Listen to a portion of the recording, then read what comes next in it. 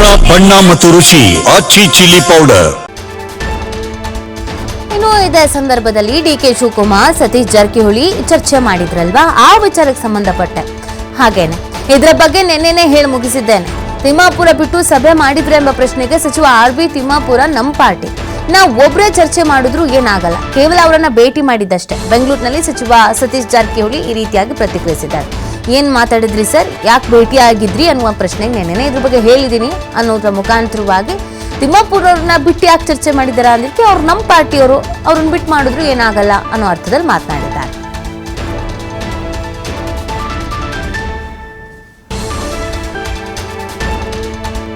ಹೌದಾ, ಸಪ್ರೇಟ್ ಆಗಿ ನಿಮ್ಮ ಮೊನ್ನೆ ಹೇಳಿರಲ್ಲ, ನಿನ್ನೆ ಹೇಳಿ ಮುಗಿಸಿರೋದ, ನಿನ್ನೆ ಹೇಳಿರಲ್ಲ, ಅದ್ರ ಬಗ್ಗೆ ಹೇಳಿದ್ವಿ.